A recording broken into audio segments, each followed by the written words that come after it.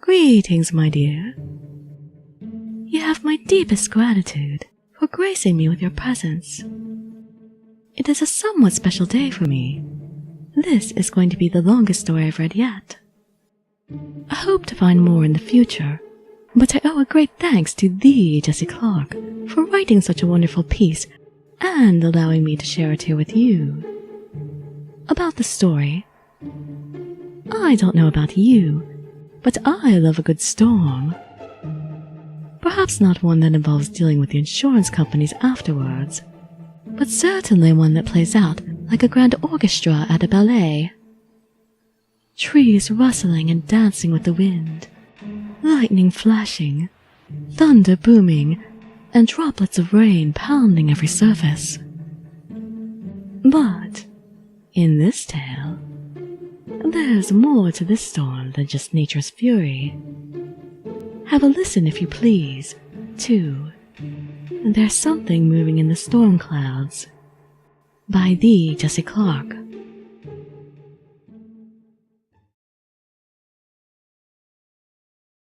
The hot air blew up north from the Gulf, and the cold wind swept in south from Canada. And when the two fronts collided over the states, their battle spilled over into a monstrous rolling storm cloud not a few miles north of my lot in the woods. For the better part of an hour as things unfolded, the buzz of the weather alert was all I could hear on the TV and on the radio. They're saying this could be a big one, folks. Stay indoors and be prepared to run to the cellar if the supercell does indeed produce a funnel cloud. We'll keep you updated as more information becomes available. And all at once, I could see the black underside of the beast as it moved. And then the tree started to list and sway, and then the wind rolled up through the grass until it blew dust onto my trousers and into my hair. I whistled. "Come on, Shiloh! Inside, boy, let's go!" The dog bounded up the stairs, and I shut the door behind the two of us. And then it began to rain. Nothing but a drizzle at first, but then a pounding, howling downpour that fell in sheets and torrents. It turned the dirt to mud, and it poured from the gutters, and it swept up against the windows like ocean surf. Shiloh, never one for thunderstorms if he could help it, lay down on the rug and covered his snout with a paw and began to whine. "Hang in there, boy. It'll be over soon." I sat down on the recliner and turned on the TV and pet him absent-mindedly with my free hand. "Of the storm." "Well, do you think it'll produce a twister?" It's hard to say right now, Debbie. The conditions we think are there, especially here near Fairfield, and over here in the, Manchester area. You can see on the radar how that's playing out, so that's certainly a cause for concern, and we're keeping a close watch on." "Thanks, Kevin. And I'm getting word now that there's indeed a tornado watch now, in Fort Hutchins and in Charles counties. And of course you can get a more comprehensive list of affected areas on our website and at the bottom of the screen. To anyone in the path of this storm, especially in those areas, it is imperative that you are either prepared to move to a storm shelter on short notice or find a low place to hide, without windows if at all possible. Place mattresses up against any exposed windows if you can, and do not attempt to drive away from the storm until the watch is expired." I looked out the window. It was hard to see much of anything through the wind and rain, but it was dark out there, for sure. I stood up and walked over to the window to get a better view, but it was so worked over in fog and rainwater that I could hardly see a thing. "Stay put, Shiloh. I'm just going to take a quick peek out the door." I cracked it open a bit, and the sound of the storm utterly exploded into the house. I could barely hear the dog bark over the sound of wind and rain and the claps of thunder. Then a spear of lightning bolted across the sky. "Woo! It's a big one, boy," I shouted. "Might have to rev up that generator in a bit." I eased the door open a bit more and leaned out. Within seconds, I was nearly as soaked as the porch. And then I had to squint and shield my eyes and wipe my hair off my forehead when the rain plastered it there with weight.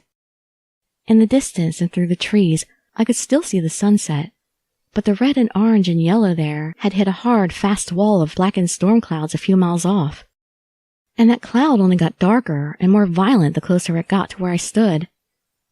The grass in my fields was clearly flattened with wind too, and the trees were heaving sideways and billowing in their tops to the windfall as the storm threw its back to their beating.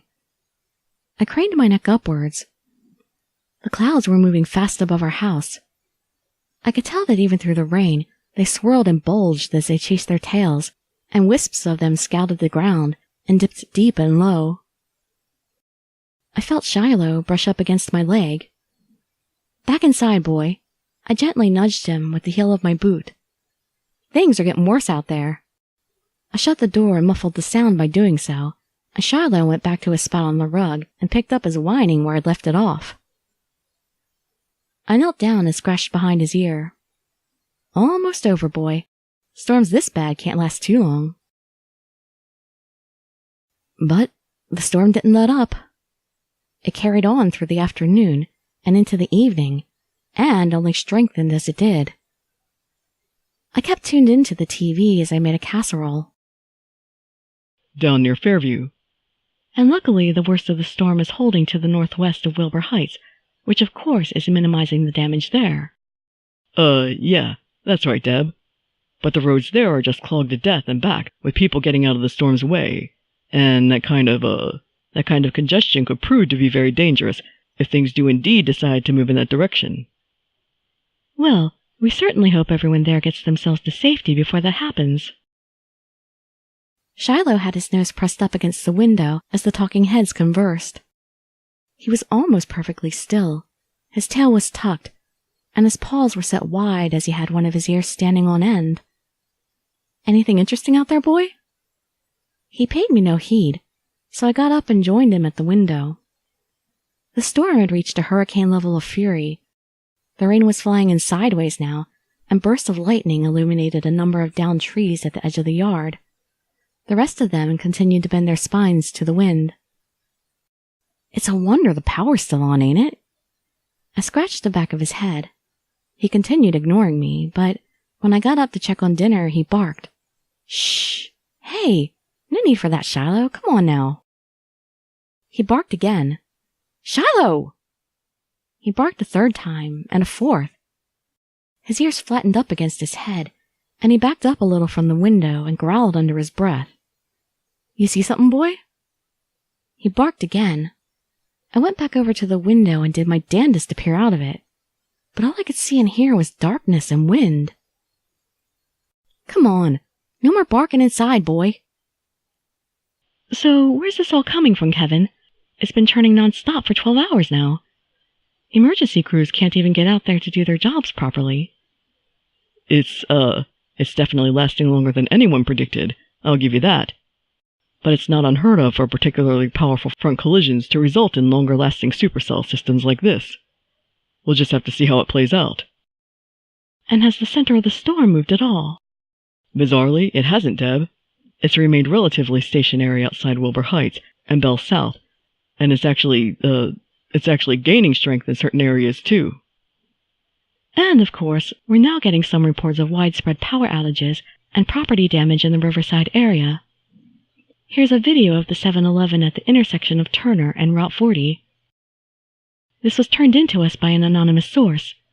You can clearly see some severe structural damage to those gas pumps, and a lot of debris floating around in the parking lot.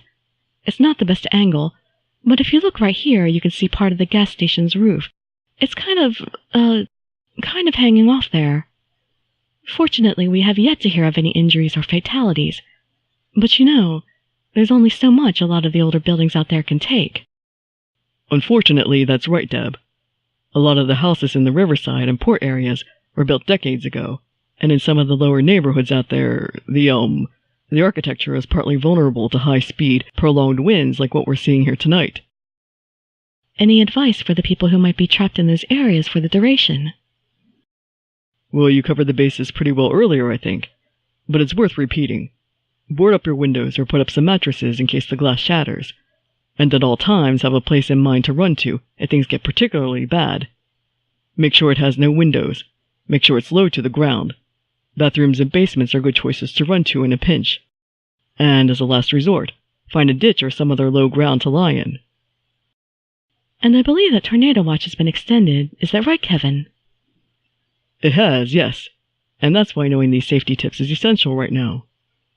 The watch has been extended to midnight in Manchester and Fairfield County areas.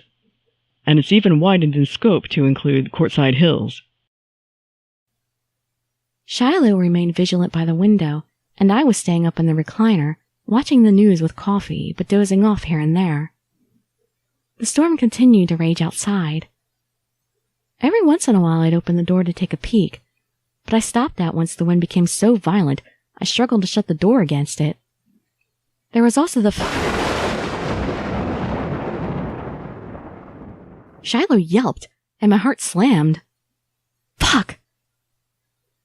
The dog leapt back into its defensive stance by the window, ears flattened to his head, hair up on end, teeth bared up to the gums. He barked again and then growled. Loudest clap of thunder I think I've ever heard. What about you, boy? I scratched him behind the ears, but he was focused on something outside. I followed his gaze to the top of the trees, and just as I did, there was a spectacular flash of red lightning that spilled its glow across the forest. Shiloh let out a little squeal of confusion. My mouth hung open a bit. The hell? The lightning flashed again. A deep, almost purplish red thrown out by giant spears of electric power that shot to and fro. And through the small gap in the mist, I saw nearly to the top of the big storm cloud when it did. It was a colossal monstrosity, obscured by the darkness of its own underside. A billowing, rolling titan of a storm cloud, lit from within by lightning, and that must have stretched for miles in every direction. God only knew how high up into the atmosphere it went. God almighty, ain't never seen anything like that in my life. I rubbed Shiloh's back. Starting to think this isn't any normal storm, old buddy. The flashes of red lightning kept up through the night, and every once in a while they'd be joined by lancing snaps of blue and purple. It was a spectacular and breathtaking display, wondrous and otherworldly to behold. But I'd be dishonest if I didn't admit that it was the most terrifying experience of my life. Meanwhile, the rain kept falling in sheets, and the wind had remained at steady low hurricane speeds for some hours now. The front yard was littered with debris and branches and hailstones the size of a fist. The power flickered in and out too. I wasn't sure how it had stayed on as long as it had, but it wouldn't hold much longer. It couldn't. I had the TV on while Shiloh and I watched the storm from the window, and I'd glance at it from time to time. The picture flickered and static filled up the screen, in between shots of the news desk. Reports of red lightning are compounding where reports of red lightning Deb, this is unlike I've ever seen. This is not an ordinary storm. That cloud above, nimbus. Cumulonimbus hypercell is new classification? Well, it's yes, and who. The feed turned to static, and then, with an audible snap, the power went out for a final time. I whistled inside. Just us in here now, boy. I hugged him tight and felt how violently he was shaking. I think I was shaking too, so for both our sakes I kissed his head and said, "Glad you're here with me, buddy. That's gotta count for something." And we turned back to the window to watch the storm. Shiloh, where are you, boy? I listened for him, a whine or a bark, but heard nothing.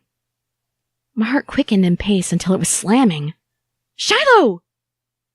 I started digging through the rubble of my home, tossing bricks and shards of glass and chunks of drywall to the side. They started forming a pile behind me. Come on, boy, don't do this to me! Don't you do this! I dug and dug until my nails had fallen off, until the skin of my fingertips peeled back to the bone, and then I dug some more. He was nowhere to be found. My dog, my best friend in the whole world, crushed under the weight of his own home. I couldn't begin to imagine. Shiloh, please, come here, boy, come on. I need you, Shiloh. I heard a bark behind me. But it wasn't Shiloh's. It was deep and loud, and it echoed and rattled my eardrums. Then I heard it again, louder.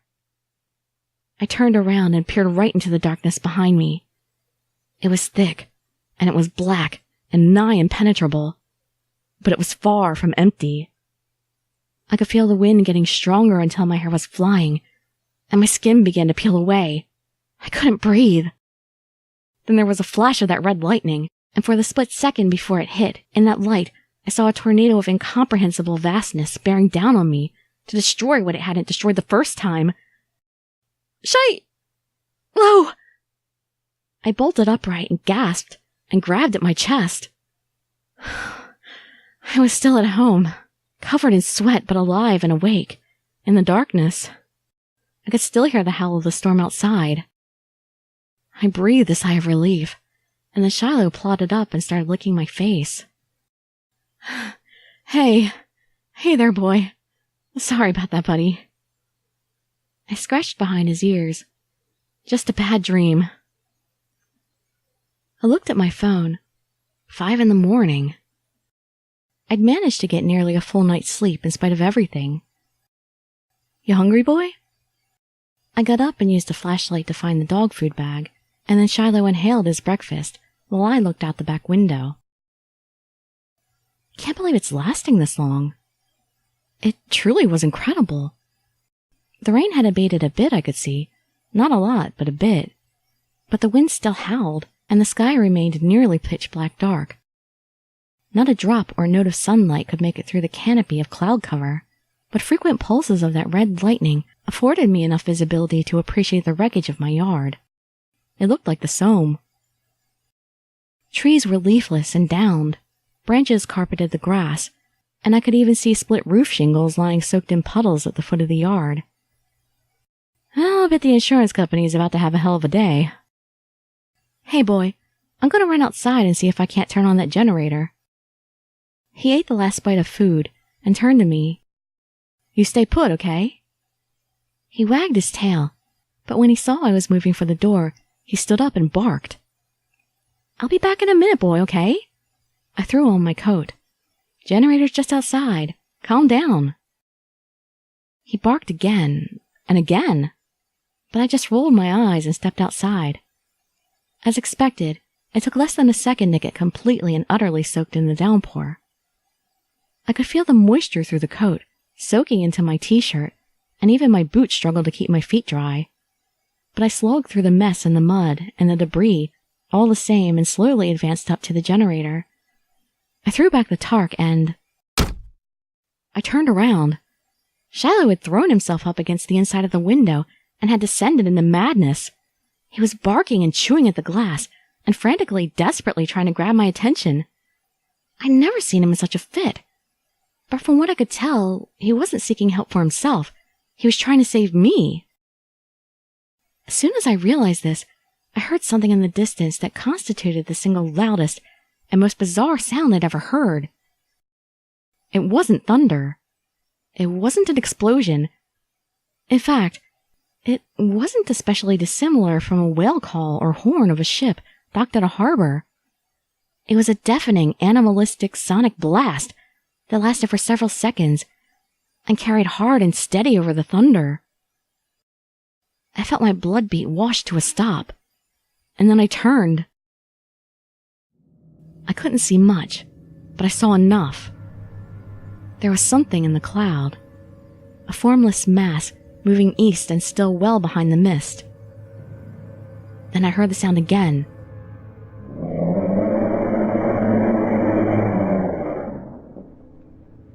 And then a flash of red lightning shed its glow on what I could now confirm was a still clouded over form of something moving there. Something alive that was titanic and otherworldly to a degree that I can't adequately put into words. I forgot all about the generator. I dropped the cord. I forgot all about Shiloh, too, who was still barking himself into a fit from inside the house. And for the briefest of moments, I even forgot about the storm, although I was still being pelted with rain. I was simply basking there in unspeakable, existential awe. Not a normal storm indeed. Not by a long shot. I stood and watched the beast, whatever it was, move slowly but with grace behind the storm. Then I heard a low, rumbling thud. They must have been its footstep. The ground shook when it hit, and when the giant shadow of the figure faded into the upper clouds, and the storm resumed as before with a spectacular clap of thunder that shocked me back to reality.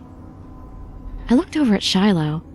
He'd calmed down a bit and was now looking at me through the glass as if to say, "What the hell are we still doing here?" He was right. We couldn't stay here. Of course we couldn't stay here. I didn't know what the storm was, or if it was even a storm to begin with, in the strictest sense of the word. But I had no indication it was letting up anytime soon, and I didn't know what that thing was. "All right, boy," I said it under my breath, more to myself than him. "All right, let's get the hell out of here." It took me mere minutes to throw a bag together. Clothes, electronics, toiletries, other necessities within the grasp of convenience, and to get that and Shiloh situated in the truck. I'd thrown it all in haphazardly, and in my haste I was positive I forgot something, but I didn't care. I just wanted to leave, to get as far away from this place as I could before things got worse. I didn't know what was waiting for us out there either. I didn't know how far the destruction went, or how wide-reaching the storm was, or if this was all indeed some kind of apocalyptic level event. But if that was the case, and if we got caught out in the middle of it, then at least we'd know for sure before we died. It wasn't exactly a comforting thought, I had to admit, but the possibility of escape was, certainly. I locked up the house, not like it particularly mattered, and then, after throwing up the hood of my jacket and zipping it to my chin, I grabbed the handle of the garage door and threw it up, letting the wind and rain and hail blast its way inside and soak everything. So violent was the storm that it looked like we were staring out into a blizzard. The wind-whipped rain was flying in just about in every direction, not just down, and in the fray too were rocks of hail and leaves and sometimes whole branches. "All right, boy," I shouted as I climbed into the truck. "You ready?" He looked at me and didn't whine or bark or make any sound or movement whatsoever. "My thoughts exactly, bud." I rubbed his head and turned the key. The truck, which luckily had nearly a full tank in its gut, revved into life. Then I eased my foot onto the gas, and off we went. High beams on, windshield wipers on full blast. The driveway was rough with debris, so the truck bounced and jostled as we made our way toward the wooden path that led out onto the main road. God, let the road be clear. I knew the odds were against us, but I didn't have it in me to think about that right now. I just kept going. 5, 10, 15 miles per hour through the surf and storm and hail. The trees offered some manner of shelter at least, and spectacularly the road was clear enough to drive through. None of the felled trunks had barricaded the path forward, but I didn't want to wait around for that to happen. It looked like it could at any second, so I hit the gas harder, and we fell into gear and shook and rolled all the way down to the Hills Farm Boulevard. Can't believe we got this far, huh, boy? Shiloh was whimpering in the seat next to me. Hang in there, champ. We'll be out of this mess before you know it. I said the words, but I'm not sure if I believed them. We drove north for hours. Occasionally, we see a tree in the road, or a pile of debris, or an abandoned car with its blinker still flashing through the fog, and we'd navigate accordingly. But by and large, the roads were clear, and I wanted to exploit that fact to its end before the whole damn town and all nature's wrath came down on top of us at once. I tried the radio on multiple occasions too, but there was nothing to be heard there but static. I gave up after the third attempt. A burst of red lightning streaked across the whole sky at once. Shiloh didn't respond, but when the thunderclap hit, he jumped almost entirely off the seat. I tensed my grip on the wheel until my knuckles were white. Things seemed to be getting worse. I didn't want to admit it to myself, even in my head, but it was true. Are we going the wrong way? The wipers were overwhelmed with the onslaught of precipitation. So intense was the downpour, in fact, that I was getting dripped on despite having the car sealed up tight. To boot, there was the almost complete lack of visibility. I could see maybe 50 yards ahead, when the rain parted in the wind, but not an inch more. At its worst, I could see nothing but mist and cloud. I'd reduced my cruising speed to 10 miles per hour to accommodate this. The gas tank sat at a quarter. I carried on this way for over an hour before Shiloh sat up straight and started whimpering and pawing at the window. I looked out the glass on my side. We were downtown, I saw.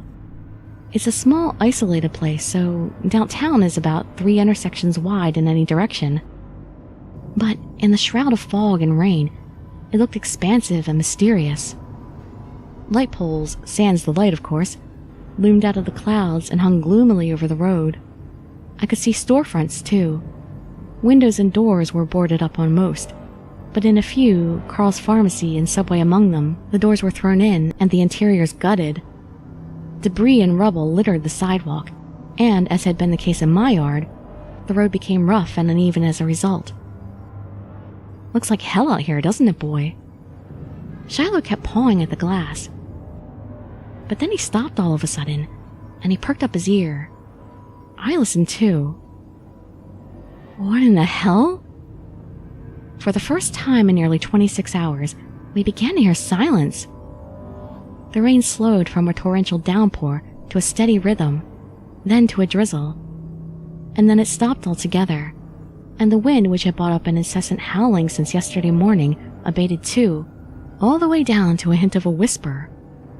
Even the clouds began to part and spread and thin out, and before long the road ahead became clear enough to see without straining and guesswork, although fog still covered nearly everything to a certain degree. I laughed aloud and aggressively rubbed the back of Shiloh's head between the ears. Shit, boy, we made it. Safe at the...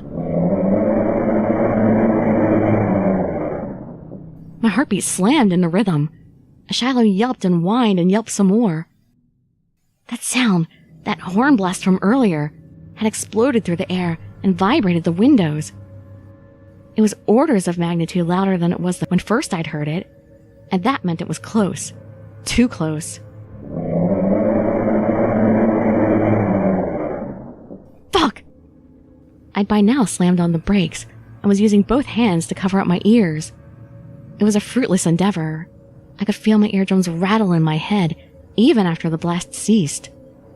Shiloh was going berserk next to me. Come on, calm down, boy. I could hardly hear my own voice over the ringing in my ears. You're not helping anything by... I felt that more than I heard it, and I heard it just fine. I slowly craned my hands over to the left. The whole car shook and rattled. I could see pebbles on the ground leaping up in unison at the impact. And there it was. A leg. A leg that more closely resembled a California redwood in complexion and size, although it dwarfed even that. The beast was walking across the road and making a spectacle of it. I could only see the mammoth lower half of its legs as it moved. The rest of it was still shrouded by mist and fog and cloud, but even that was an awesome and terrible sight to behold. It took a full minute for the Titan to cross the road and carry on its way to the east. Slowly I eased my foot to the pedal, and we began to roll forward again, but I never slowed up the rate of my heartbeat.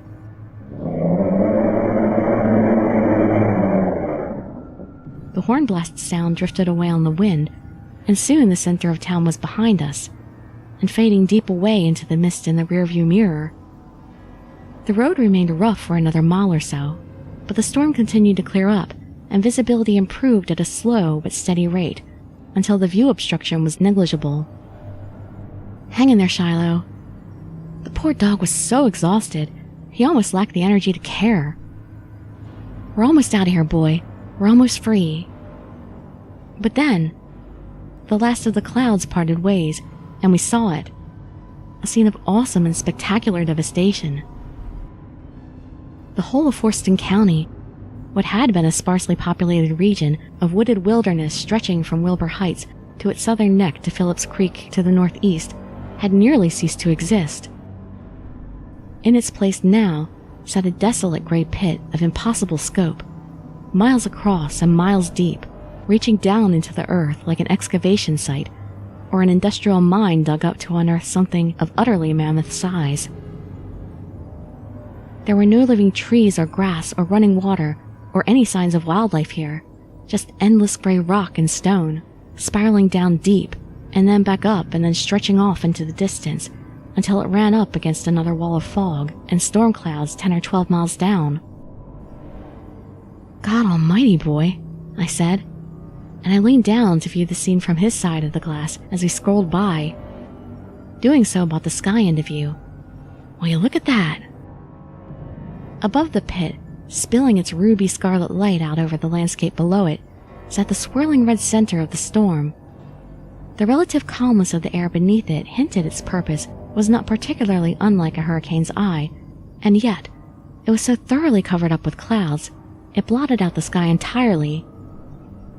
The red lightning cracked and snapped in increasing frequency and intensity the closer up to the center things got, and at the center sat a swirling blood-red vortex from which everything appeared to emanate and spread. Beneath it were multitudes of titans, too, flying up out of the pit and into that vortex and disappearing forever. Shiloh whimpered and whined. "I don't know, boy. Maybe they've been down there all along, and that thing there is their way back home." The scene was finally obscured again by wisps of light fog, and before we knew it, we were back again in the thick of the storm. The portal's presence had kicked up our atmosphere's white blood cell reaction to something mammoth and alien in its midst. We drove again for hours, through wind and hail and sheets of rain, and past other titans moving home. But we made it through in good order.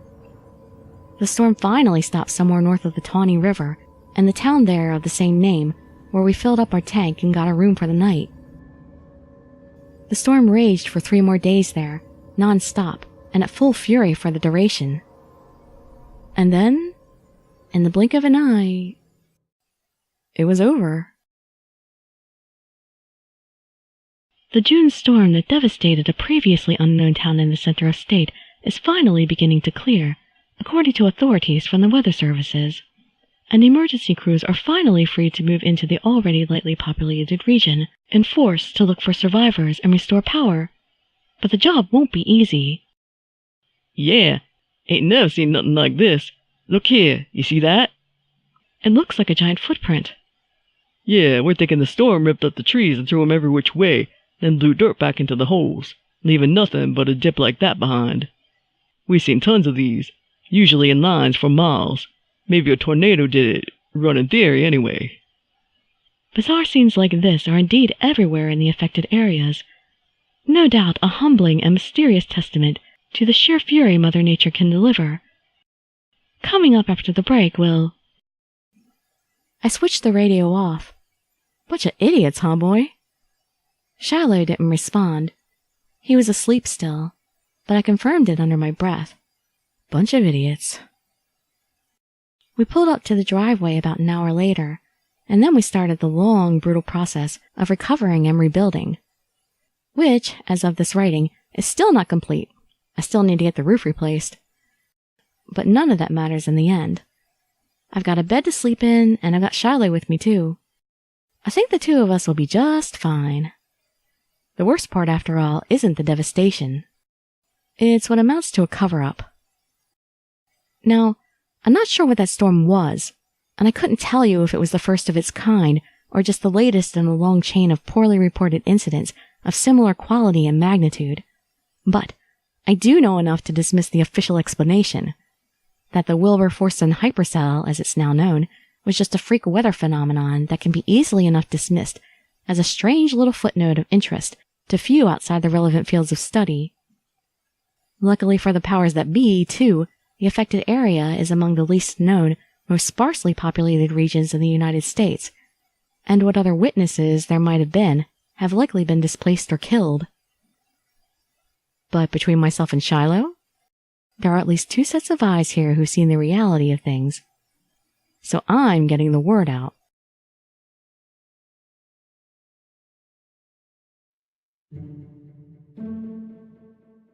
I wonder if any of those were friends of mine passing through.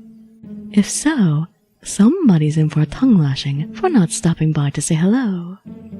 Maybe next time a storm blows your way, you can gaze into the heart of it and see what you can find. Once again, thank you for stopping by and indulging in my oration. I hope you enjoyed it, and I'd be so happy if you come again. As for now, as always, safe journey, friend.